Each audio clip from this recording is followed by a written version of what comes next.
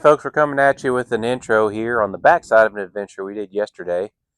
We're out here at the back porch of the Flip Moto HQ and talk about a little thing we did yesterday, going out to Teeter Rock. It was a pretty good ride. We had a little bit of a snow. And it all kind of finally thawed out. Once it finally thawed out, we were able to get out and ride some. But with the snow and all that precipitation,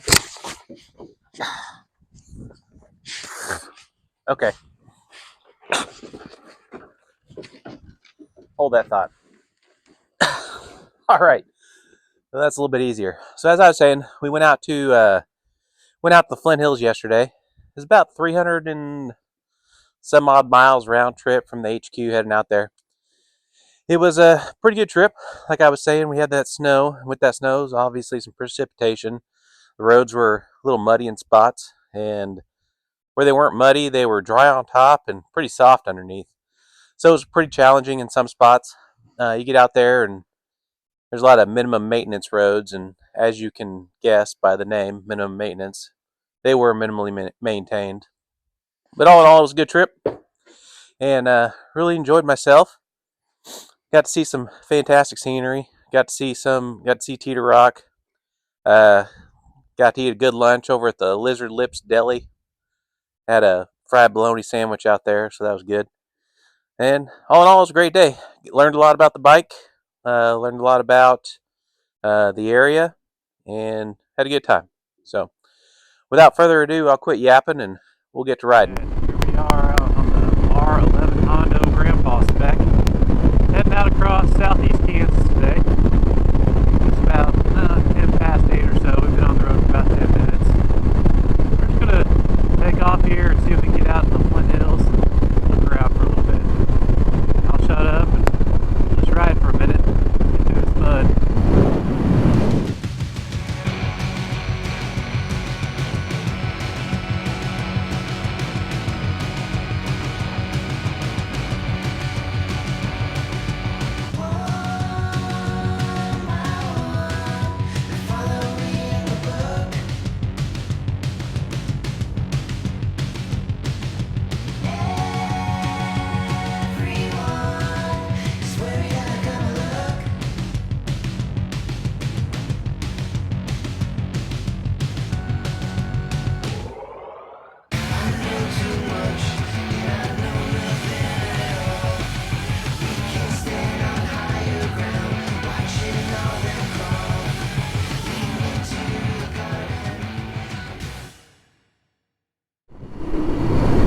Just had a pretty good snow. I want to say this area here got about 5 to 6 inches, which is a lot, right? 5 to 6 inches, a lot. I'd say it's a considerable amount. You kind of see it still sticking around in the ditches. Kind of made the road surface a little funny though, because underneath the dry gravel top is that mucky, muddy stuff. The bike just kind of wants to wander a little bit, so we'll just let it do that while we hang on for dear life.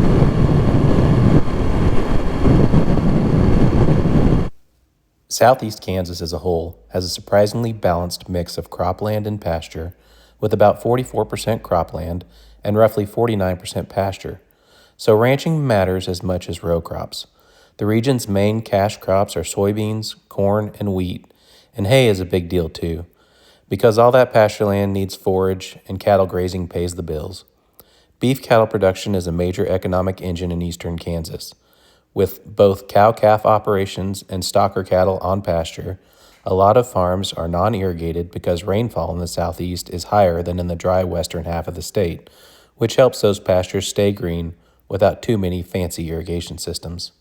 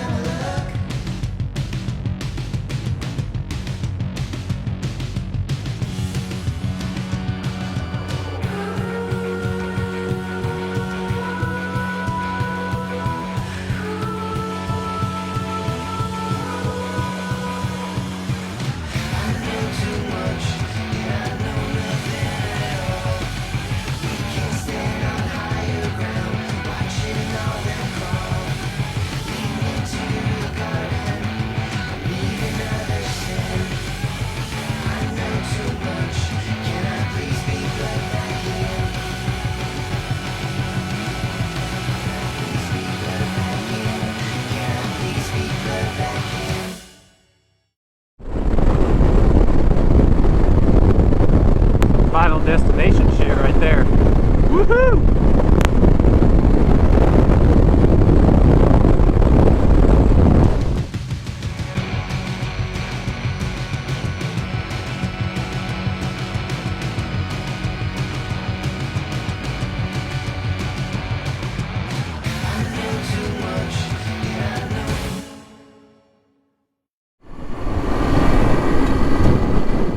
this is where you kind of start seeing things happening, folks.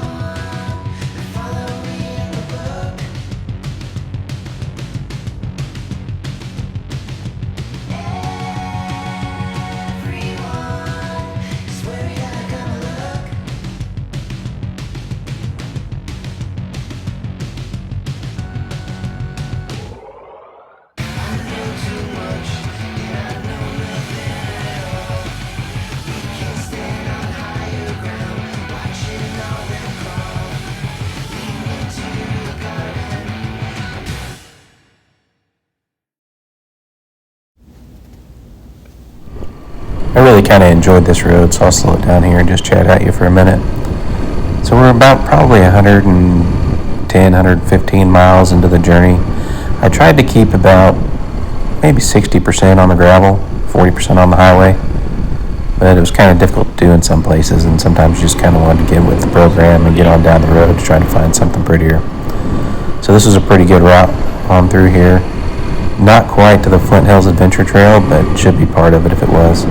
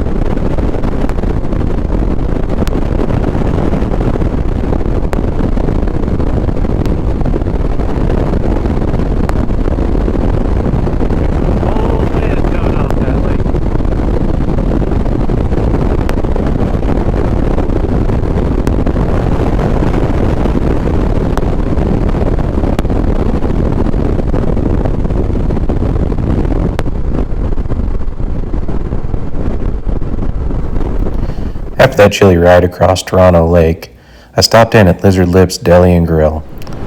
I asked the old gal in there, should I get the fried bologna sandwich or a burger? And she said, well, what do you want? So I chose the fried bologna sandwich and we got back on the road. It was a great stop, and I highly recommend it as your gateway into the Flint Hills. It's just on the outskirts of Toronto, Kansas, right on a good gas station.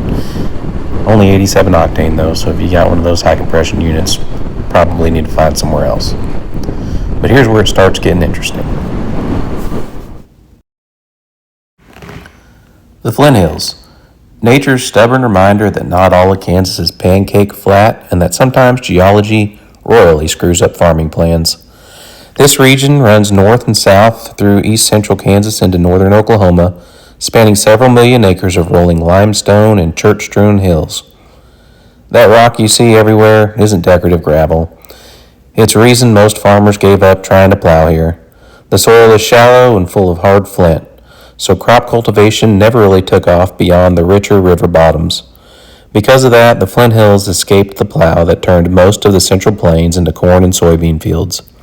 Today, it contains the largest intact tall grass prairie left in North America, representing about 2/3 of what remains of this ecosystem once dominated by massive bison herds. Agriculture in the Flint Hills is weirdly simple and brutally effective: cattle ranching. The native grasses like big blue stem, switchgrass, and Indian grass are tough as nails and grow deep roots, and those roots make them both drought resistant and oddly nutritious for grazing animals. Ranchers use a lot of prescribed fire each spring, not because they hate trees or enjoy smoke drifting into Wichita, but because fire keeps woody plants out and stimulates fresh grass growth for the grazing season. The lands the Flint Hills are prime cattle country, with yearling cattle able to put on solid weight, grazing native prairie from the spring through fall. Wildlife doesn't get totally ignored either. The tall grass supports a surprising diversity of birds, mammals, and insects, and several conservation areas exist to protect this rare habitat.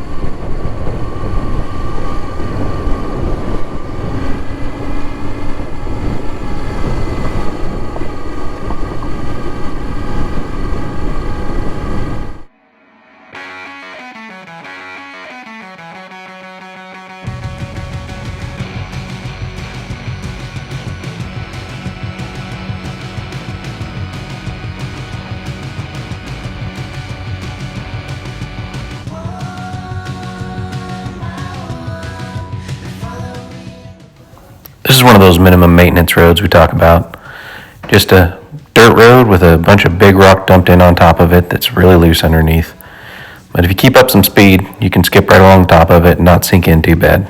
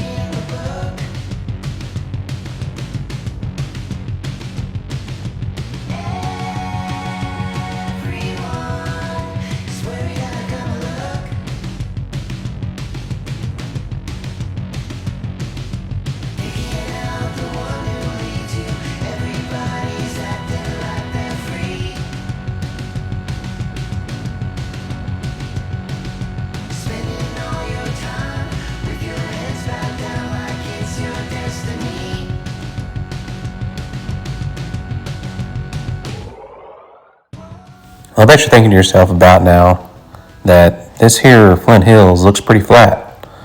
Well, unfortunately, the GoPro's about as 3D as your middle school girlfriend was. So we'll just keep on plugging along here and we'll skip on to the good part. In this next clip, you'll start to see some of the topography I'm talking about.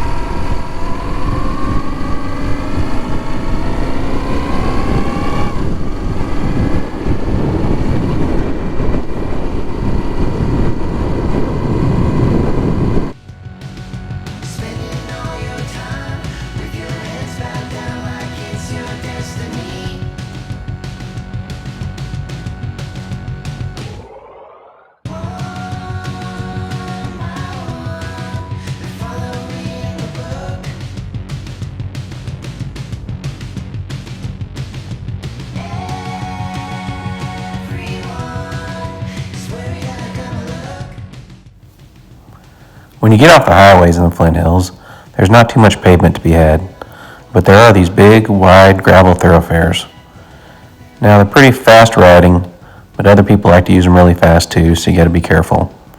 Also, you'll be riding along, following a wheel track, and next thing you know, there'll be a big spot where a gravel truck dumped a huge pile, and it'll get super loose on you super quick. So if you're out here riding, be cautious of that kind of changing terrain.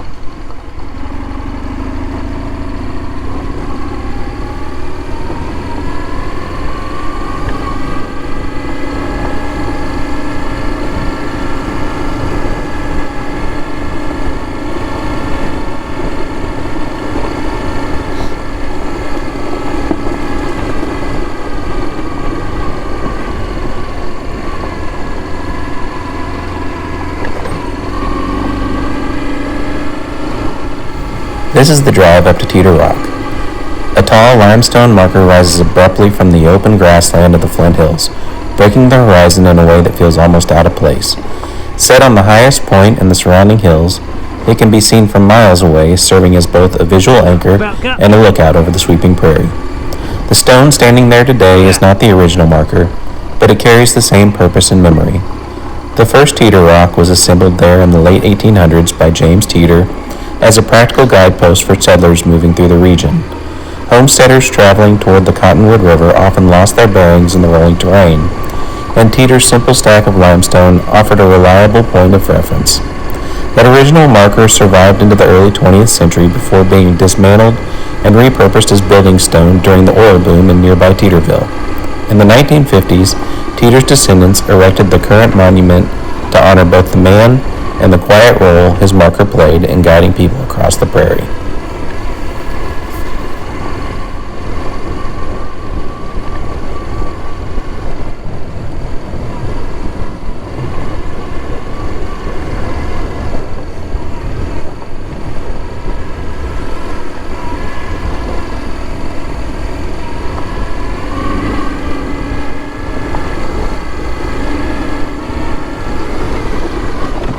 Go Grandpa Spec. That's what I'm talking about.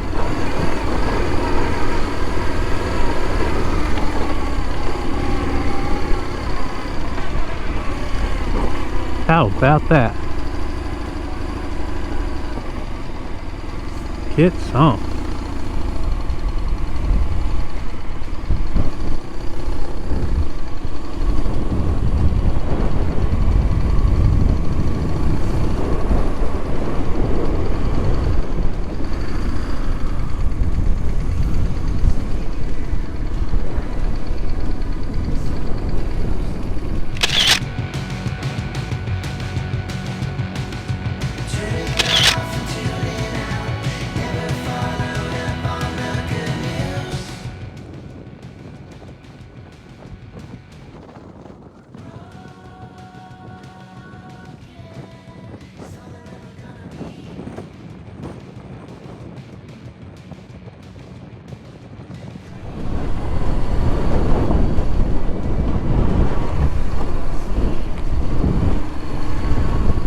Alright folks, I guess it's time to head back to Flint Moto HQ. See what all we need to fix, repair, tighten, service.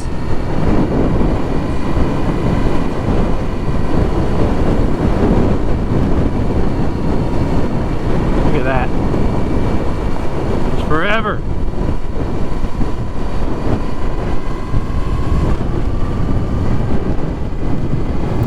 Thanks for tagging along. If you like what we're doing here or have some suggestions, feel free to leave them down in the comments. Please do me a favor and subscribe and like this video. And as always up, always forward.